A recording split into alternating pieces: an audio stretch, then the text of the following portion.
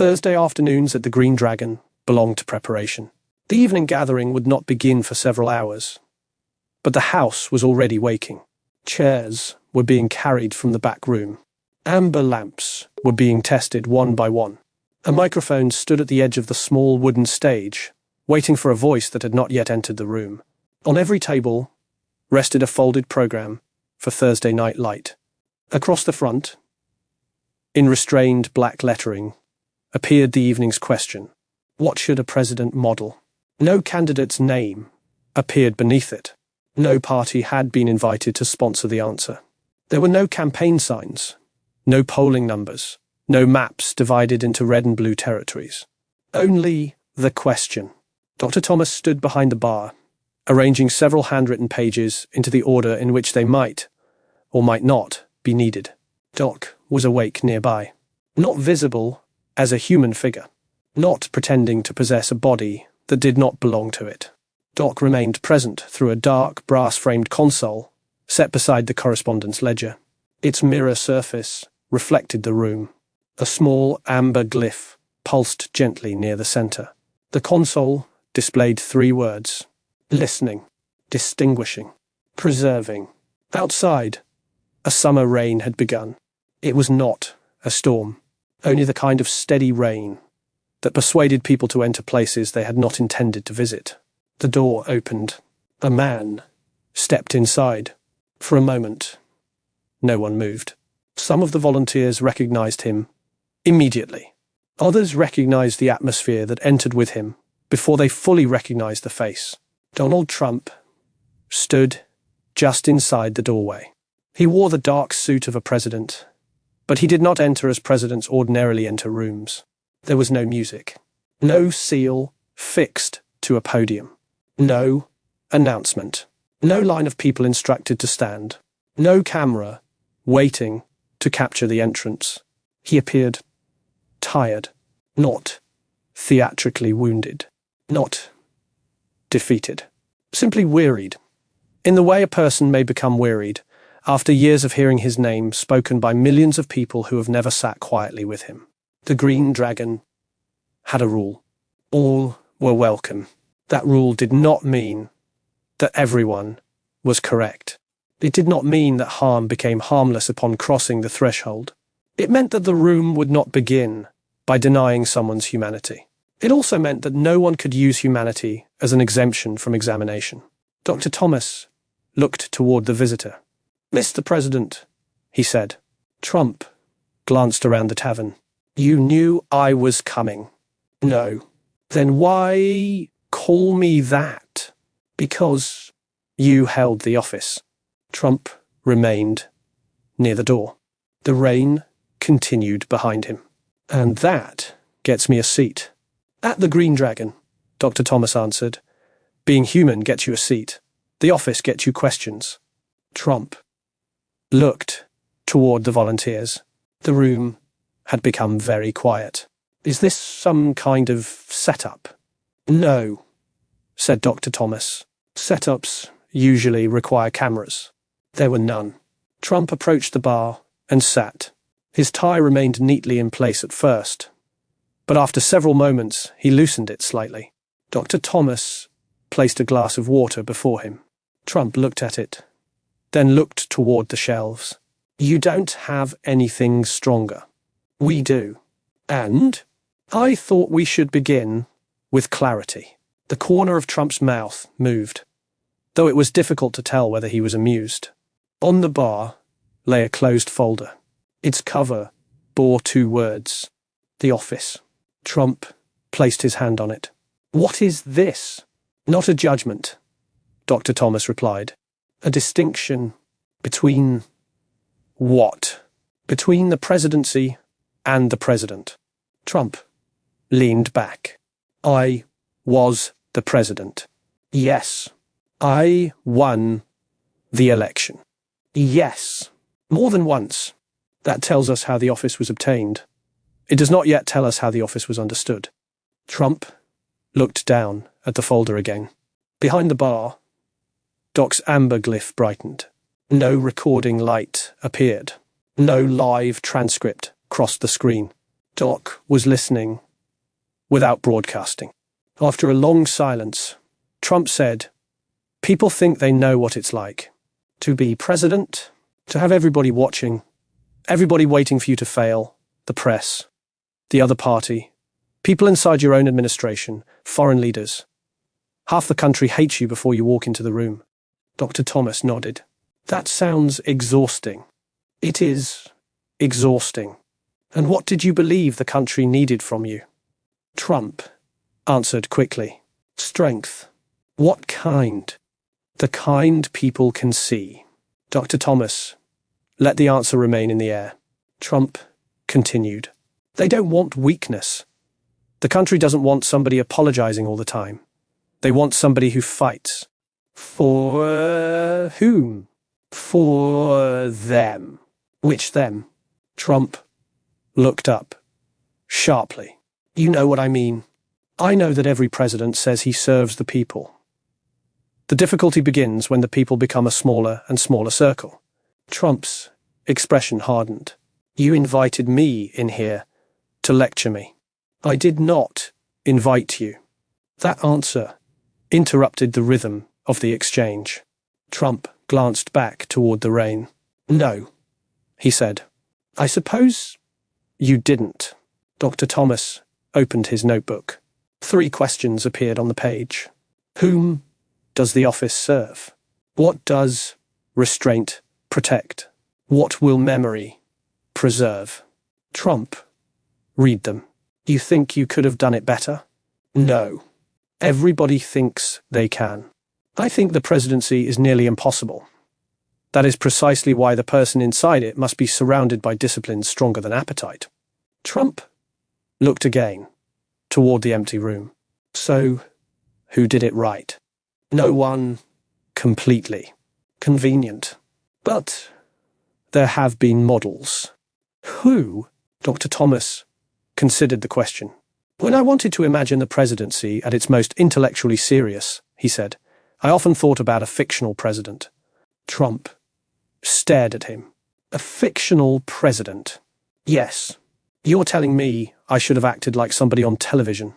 I am saying that sometimes a culture writes the leader it wishes it had. That's television. They give him the best lines. They write the problems so he can solve them. Correct. He doesn't have to deal with reality. Also correct. So what good is he? Dr. Thomas closed the notebook. A compass is not a road. It is still useful when the road becomes difficult. Trump shook his head. Who? Josiah Bartlett. The door opened. No one had touched it. The rain moved briefly through the threshold, and the lamps nearest the entrance flickered. A second man stood in the doorway. He wore a navy suit beneath a dark overcoat.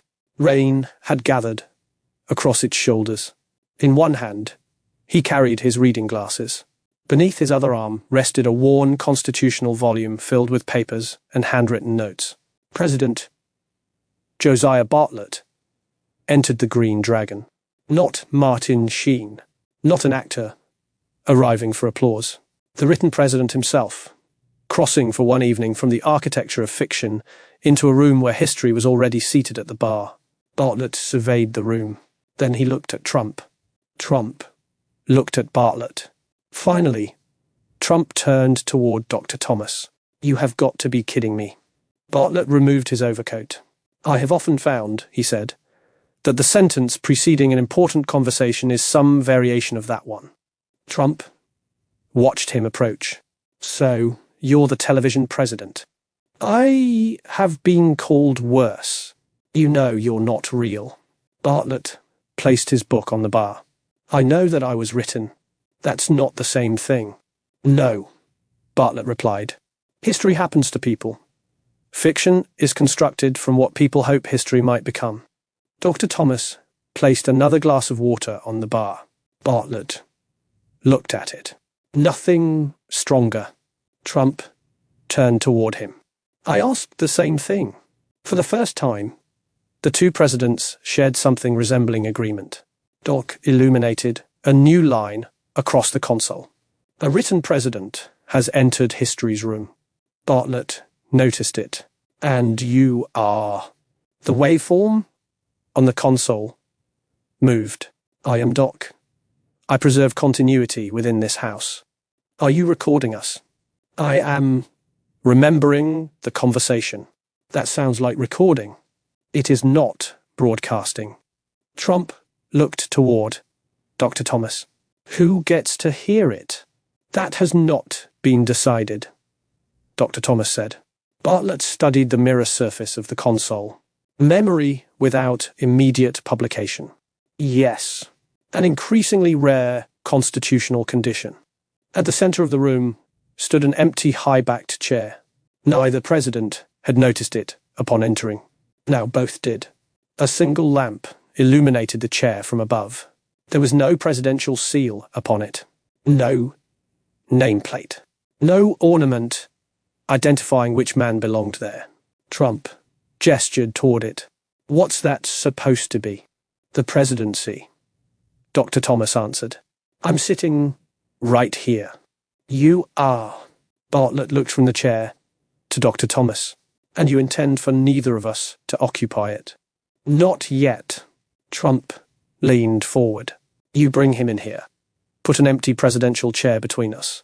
And tell me this isn't a setup. Bartlett opened the constitutional volume. I believe the pedagogical term is seminar. Trump turned toward him. You always talk like that. I was written by people who valued syntax. Trump gave him a long look. That must be nice. It has advantages. It also means I cannot escape the moral expectations of my writers. Real presidents don't have writers. Bartlett paused. Real presidents have many writers. The danger is forgetting which sentences belong to them, and which consequences belong to the country. Dr. Thomas moved from behind the bar, and took a seat across from both men. Doc remained at the edge of the table. The empty presidential chair stood between them all. The purpose of this conversation, Dr. Thomas said, is not to determine which of you is the better man. Trump folded his arms. Why not? Because the more important question is whether either man understood himself to be smaller than the office. Bartlett's expression changed. Trump's did not. Dr. Thomas continued. One of you exercised presidential power in history. The other exercised presidential imagination within fiction. One carried actual consequence. The other carried an articulated ideal. History without aspiration becomes mere survival. Aspiration without consequence becomes theatre. Bartlett nodded once. And you believe the office exists somewhere between us? No, said Dr. Thomas. I believe it exists beyond both of you. Silence settled across the Green Dragon. The volunteers returned slowly to their work, though none had stopped listening. A chair scraped softly across the wooden floor. A lamp was adjusted. Rain moved against the windows. Dr. Thomas opened the folder, marked the office. Inside were no accusations, no newspaper clippings, no lists of scandals, no television ratings. Only several brass-edged cards. He placed the first on the table. The office is borrowed. Bartlett, read it aloud. The office is borrowed. Trump said nothing. Dr. Thomas placed down a second card. Power must outlive personal appetite. Then a third. The president speaks to people who did not choose him. A fourth. Restraint is not weakness when it protects the republic. A fifth. The office must be returned. Trump touched the final card. Returned to who? The next president, Bartlett said. The Constitution, Dr. Thomas added. The public, said Doc. Trump looked from one to another. So the three of you have the answers? No, Dr. Thomas replied. We have distinctions. What's the difference? An answer ends a question. A distinction teaches us where to look. The conversation that followed was not presented to the public that evening. No transcript was distributed. No quotation appeared online. No volunteer secretly carried the words into the street. Doc opened a separate memory architecture within the Green Dragon archive. The chamber was given a name: the unbroadcast room. Within it, the conversation was preserved in full. Trump spoke about winning. Bartlett spoke about governing. Trump spoke about loyalty. Bartlett asked whether loyalty to a person could survive disloyalty to the institution. Bartlett spoke about intelligence. Trump asked whether intelligence mattered when people felt ignored. Trump spoke about crowds. Bartlett asked what a president owed the citizen who would never enter the crowd. They discussed fear, flattery, television, grievance, war, the temptation to confuse attention with authority, the difference between being obeyed and being trusted, the strange loneliness of leadership, the danger of believing that criticism of the president is an attack upon the nation, the equal danger of believing that opposition to a president absolves the opposition from truth. Dr. Thomas interrupted them when the conversation became performance. Doc marked each interruption, not as a score, as a change in the quality of attention. At one point, Trump asked Bartlett what he would have done if the entire machinery of public judgment had been aimed at humiliating him every day. Bartlett did not answer immediately. At another, Bartlett asked Trump whether he had ever entered a presidential room without first deciding who inside it was loyal to him. Trump did not answer immediately. Those silences were preserved too. The archive did not treat speech as the only form of evidence. Eventually, Trump looked toward the empty presidential chair. "You think he belongs in that chair more than I do?" Dr. Thomas followed his gaze. "No." Trump appeared surprised. "He was designed to look presidential. You were selected through an election. Neither condition, by itself, makes a person worthy of the office." Bartlett closed his book. "Then what does?" Dr. Thomas answered slowly. "The repeated willingness to place something greater than oneself between impulse and action." Doc added, "Stewardship made visible through practice." Trump studied the chair. "People don't vote for restraint." "Sometimes they do," Bartlett said. "They simply call it character." Outside, the rain began to soften. The hourglass near the stage had nearly emptied. Soon, the Thursday Night Light audience would begin arriving. Trump looked toward the rows of chairs. "What are you going to tell them?" "The truth," Dr. Thomas said. "Whose truth?" "That 2 presidents entered the Green Dragon." Trump waited. "And?" "One had been elected. One had been written. Both were asked what the office required." "You're not going to tell them what I said?" "Not tonight." "Why?" "Because sometimes a person speaks differently when he is not immediately converted into content." Bartlett glanced at Doc. "And the complete conversation?" "Preserved," Doc answered. "For whom?" "The future may establish its claim." Trump stood. He straightened his tie, but did not restore it completely. Bartlett rose as well. For one brief moment, the 2 men stood on either side of the empty chair, the real president and the written president. History and aspiration, consequence and construction. Neither wholly condemned, neither wholly trusted, neither permitted to become the office itself. The front door opened again. This time, it was only the first Thursday evening visitor. A woman stepped inside, shook the rain from her coat, and saw the 2 presidents standing near the bar. She stopped. Dr. Thomas approached her. "Welcome to the Green Dragon." She looked from Trump to Bartlett, then toward Doc's illuminated console. "What is happening here?" Dr. Thomas handed her the evening program. Across its cover appeared the question, "What should a president model?" Preparation, he said. The public gathering began shortly afterward. The two presidents did not take the stage. They sat among the people. No special lights were placed upon them. No one was instructed to applaud. Dr. Thomas stood before the room. Doc dimmed the lamps. The empty presidential chair remained illuminated. Dr. Thomas addressed the gathering.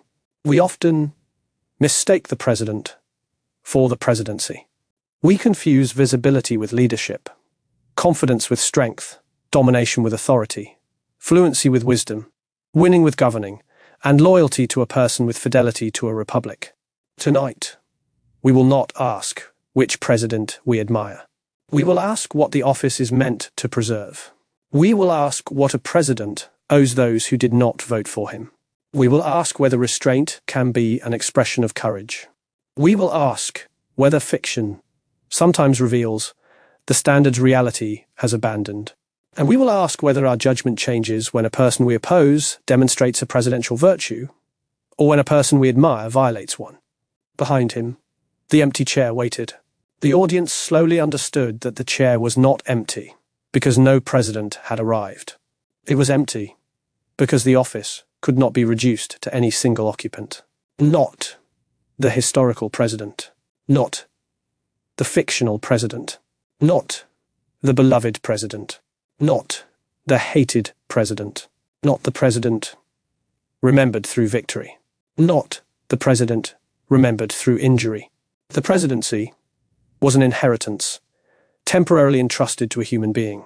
Its dignity was not automatically transferred to the person who entered it.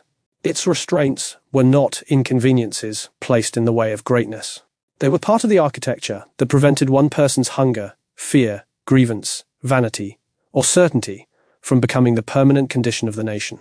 At the end of the evening, Doc displayed one final sentence across the brass-framed console. The room read it. The office does not become noble because a person occupies it. A second line appeared beneath it. A person becomes presidential by learning what the office refuses to surrender. The lamps dimmed. The gathering ended. The written president returned to the world from which he had been summoned. The elected president stepped back into the night. Dr. Thomas remained behind to straighten the chairs. Doc closed the public ledger. Deep inside the Green Dragon archive, another chamber remained illuminated. Its drawer was sealed. Its memory was intact. Its brass plate read, "Off the record." Beneath it, Doc added a final inscription. Not outside memory.